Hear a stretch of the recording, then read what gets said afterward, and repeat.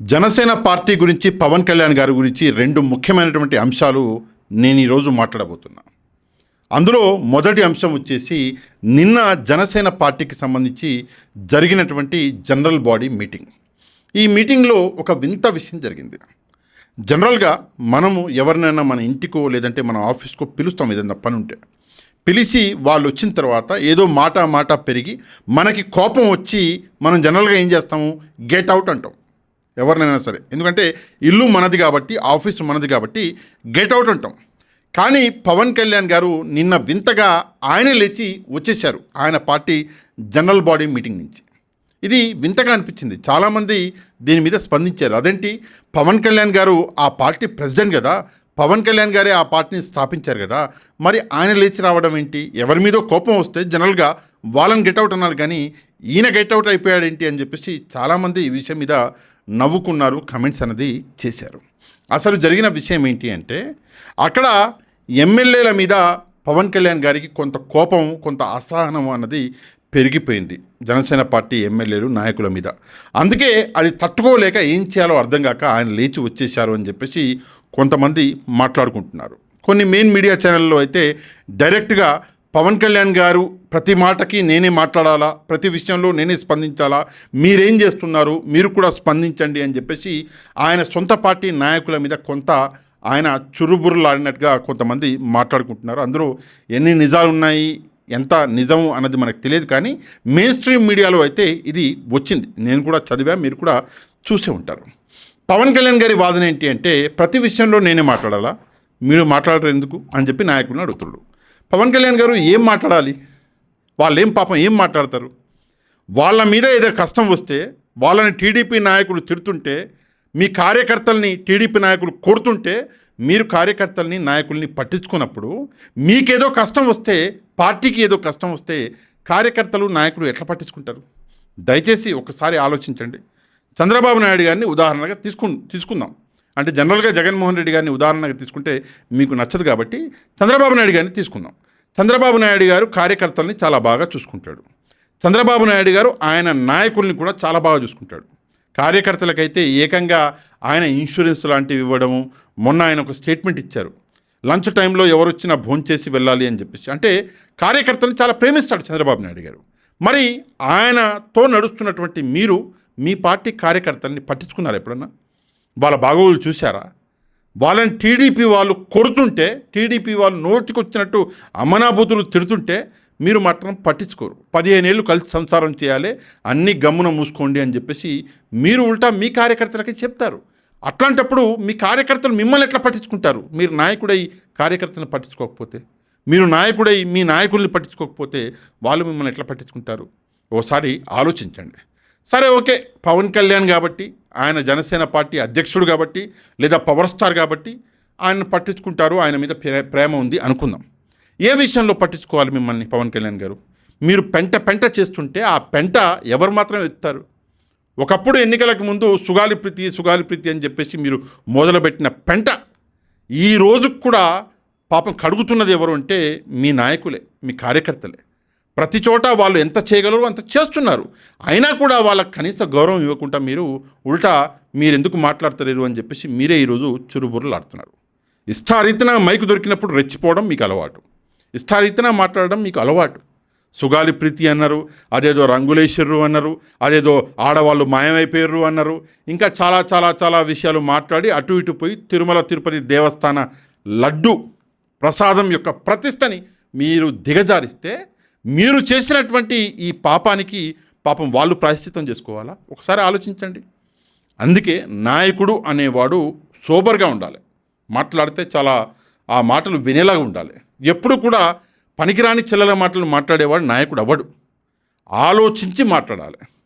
ఇప్పుడు కూడా మీరు మాట్లాడుతున్నటువంటి మాటలు చూస్తుంటే నిజంగా ఒక రాజకీయ నాయకుడు మాట్లాడినట్టుగా కనిపించట్లా, కనీసం ఒక సినిమా యాక్టర్ మాట్లాడినట్టుగా కూడా కనిపించట్లా.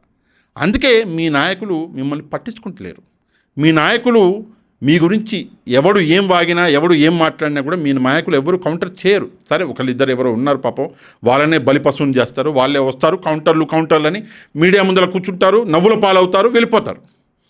మీ ఎవరైతే కార్యకర్తలు ఉన్నారో, కార్యకర్తలు అనకూడదు కానీ మీరు ప్రస్తుతం పార్టీ తరఫున ఎవరైతే మీడియా ఛానల్లోకి వచ్చి మాట్లాడుతున్నారో, పార్టీ అఫీషియల్ స్పోక్స్ పర్సన్స్ ఉన్నారో, వాళ్ళ పరిస్థితి ఎప్పుడన్నా ఆలోచించారా పవన్ కళ్యాణ్ గారు? మీరు వాళ్ళు ఏదైనా మీడియా ఛానల్కి వెళ్తే పార్టీ తరఫున వాళ్ళు అక్కడ సేమ్ ఫీల్ అవుతున్నారు. ఎందుకు అంటే వాళ్ళు సమాధానం చెప్పలేనటువంటి పరిస్థితులు ఉన్నాయి పార్టీకి సంబంధించి. ఏమయ్యా మీ జనసేన పార్టీ నాయకులని కొడుతున్నారు టీడీపీ వాళ్ళు అంటే పాపం వాళ్ళు సమాధానం చెప్పుకోలేరు.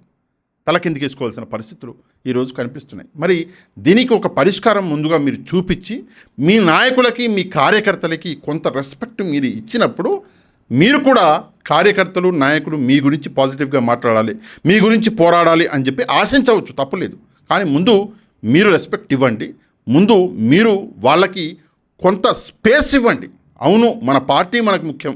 15 ఏళ్ళు సంసారం పక్కన పెట్టండి, మనం ఉంటే కదా సంసారం చేసేది. ముందు పార్టీ ఉండాలి కదా, అందుకే పార్టీ తరఫున పోరాడండి అని చెప్పేసి ఒక మాట చెబితే బాగుంటుంది. అప్పుడు వాళ్ళు కూడా మిమ్మల్ని పట్టించుకుంటారు. ఇది మొదటి అంశం. ఇక రెండో అంశం, చాలా ముఖ్యమైనటువంటి అంశం. జనసేన పార్టీ ఒక ట్వీట్ పెట్టిందండి. ట్వీట్ మీకు ఇక్కడ కనిపిస్తూ ఉంటుంది స్క్రీన్ మీద. చాలా అంటే చాలా ఆసక్తికరమైన ట్వీట్ ఇది. ఇందులో రసాయనాలతో తిరుమల లడ్డూ ప్రసాదం తయారు చేసి వైసీపీ మహాపరాధం చేసింది అని చెప్పేసి మొదటి లైన్ రాశారు. అంటే కొంత లైన్ చేంజ్ చేశారు. యాక్చువల్గా ఇంతకుముందు పవన్ కళ్యాణ్ గారు ఏం మాట్లాడారు, అదేదో గొడ్డు కొవ్వు, అదేదో పంది కొవ్వు, అదేదో ఫిష్ ఆయిల్, అంటే ఫిష్ కొవ్వు ఉండదు అని చెప్పి అట్లీస్ట్ ఆయనకు తెలిసింది. లేకపోతే బై మిస్టేక్ ఫిష్ కొవ్వు అన్నా కూడా ఆశ్చర్యం పోవాల్సినటువంటి పరిస్థితులు ఉండే. ఇవన్నీ ఒకప్పుడు మాట్లాడి ఇప్పుడు మాట కొంచెం మార్చారు. ఫస్ట్ లైన్లో ఏం రాశారో చూడండి, రసాయనాలతో అన్నారు. నిజంగానే మాట మీద నిలబడేటటువంటి వ్యక్తి అయితే మళ్ళీ మీరు రాయాలి కదా ఇక్కడ ఆ కొవ్వు, ఈ కొవ్వు, ఆ కొవ్వు అని చెప్పేసి రాయాల, మాట మార్చేశారు. నెక్స్ట్ కింద సిట్ నివేదికలో అంశాలను కప్పిపుచ్చిన వైసీపీ విష ప్రచారం. వైసీపీ అంట సిట్ నివేదికలో అంశాలను కప్పిపుచ్చి విష ప్రచారం చేస్తుందంట. ఏంటండి, సిట్ నివేదిక అందరి దగ్గర ఉంది, చదువుకున్న వాళ్ళందరూ చదువుకోవచ్చు. దాన్ని తెలుగులో కూడా ట్రాన్స్లేట్ చేసి ఇమ్మంటే నేనే కొంచెం కష్టమైనా ట్రాన్స్లేట్ చేసి మీకు పంపిస్తా. ఒకసారి చదువుకోండి, చదువుకొని మాట్లాడండి. ఆయన ఎవడో తెలుగుదేశం పార్టీ మంత్రి అంట. ఆయన నాకు వింతగా అనిపించింది, నాకు చాలా అంటే చాలా వింతగా అనిపించింది. జనరల్గా ఏదైనా డాక్యుమెంట్ ఉంటే అందులో ఇష్యూకు సంబంధించి బ్రీఫ్ రాస్తారు ముందు, దాని తర్వాత కింద ఫైండింగ్స్ రాస్తారు. జనరల్గా అదే జరుగుతుంది. ఆయన బ్రీఫ్స్ చదువుకున్నాడు, ఫైండింగ్స్ చదువుతలేడు. 35వ పేజీ అని చెప్పేసి ఆ మంత్రి గారు పాప నాకు నవ్వొచ్చింది. అరే ఇంకమ్మా వీళ్ళ మనల్ని పాలించేది అని చెప్పేసి. ఒక బ్రీఫ్కి ఫైండింగ్కి డిఫరెన్స్ తెలవనటువంటి వ్యక్తులు మంత్రులుగా ఉన్నారు. అదే విషయం మీరు ఇక్కడ మళ్ళీ విష ప్రచారం మొదలుపెట్టారు.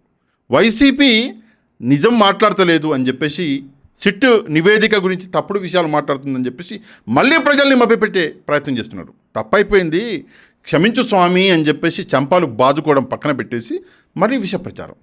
దాని కింద 3వ లైన్లో రాశారండి, జంతు కొవ్వు లేదు అని ఆ నివేదికలో ఎక్కడా పేర్కొనలేదు. కళ్ళు కాకులు దొబ్బినాయా? కళ్ళు ఉన్నాయా? నేను నిరూపిస్తా. ఆ నివేదిక తీసుకొచ్చి నేను చూపిస్తా ఎక్కడుందో. చూసిన తర్వాత ఏం చేస్తారు? ముక్కు నేలకి రాస్తారా?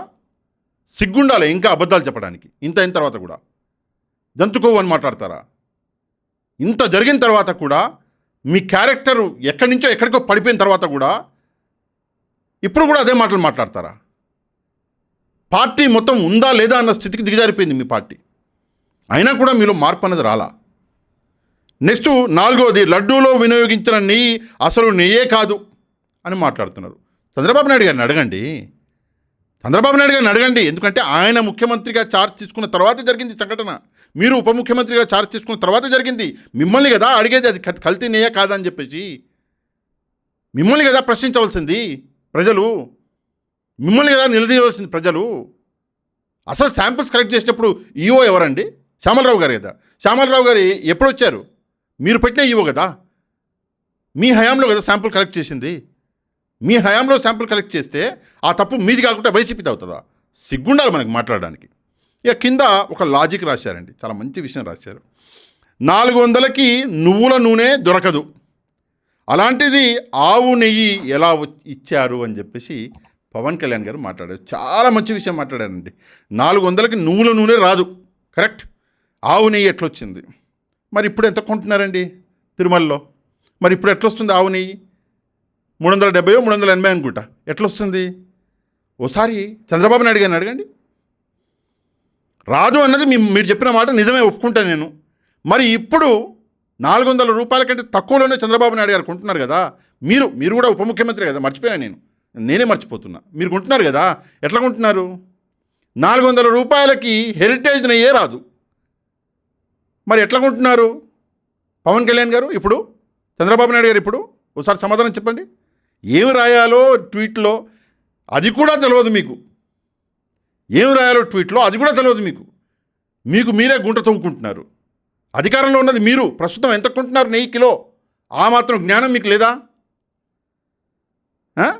దాని తర్వాత ఈ వాస్తవాలు ప్రజలు చెప్పాల్సిన బాధ్యత మనపై ఉంది అని చెప్పేసి పవన్ కళ్యాణ్ గారు పెట్టారు. ఇంకా కింద అంటే జనసేన పార్టీ పెట్టింది ట్వీట్, దాని కింద ఇంకో 2-3 లైన్లు ఉన్నాయి. అవన్నీ బేకార్ లైన్లు, పనికిమాలిన లైన్లు. అసలు విషయం ఏంటంటే కేవలం ఆంధ్రప్రదేశ్లో వైసీపీ వర్సెస్ టీడీపీ నడుస్తుంది. YCP versus TDP. జనసేన అనే పార్టీ ఆంధ్రప్రదేశ్లో ఉందని ప్రజలు మర్చిపోయారు రా బాబు. దయచేసి మీరు మాట్లాడండి రా, యాడకో చోటకి దూరండి రా బాబు. ఈ విషయంలో దూరి మీరు కూడా ఎంతో కొంత క్రెడిట్ తీసుకోండి అని చెప్పేసి పవన్ కళ్యాణ్ గారు మాట్లాడుతున్నారు. జనసేనను మర్చిపోయారు అసలు జనాలు. నేను ఉప ముఖ్యమంత్రిని ఒకటి చచ్చినా అని చెప్పేసి ప్రజలకు గుర్తులేదు అని చెప్పేసి పవన్ కళ్యాణ్ గారు ఆయనకు అర్థమయ్యి నిన్న ఆయన జనరల్ బాడీ మీటింగ్లో నాయకులకు చెప్తాడు, మీరు కూడా రండి రా బాబు, యాడుకోవచ్చు, ఏదో ఛానల్ పట్టుకోండి, ఏదో పనికొచ్చిందో పనికిమాలిన ఛానల్లో పట్టుకోండి, అందులో కూర్చొని ఏదో ఒకటి వరలండి అని చెప్పి పవన్ కళ్యాణ్ గారు నిన్న మాట్లాడుతున్నాడు. లేకపోతే జనసేనను మర్చిపోయారు జనాలు. వచ్చే రోజుల్లో జనసేన అనే పార్టీ ఉండేది ప్రజారాజ్యంలాగా అని చెప్పి ప్రజలు చెప్పుకునే పరిస్థితి వస్తుంది. దయచేసి నా మాట వినండి అని చెప్పేసి నిన్న కస్సు పుస్తులాడి పాపం వెళ్ళిపోయినట్ట పవన్ కళ్యాణ్ గారు.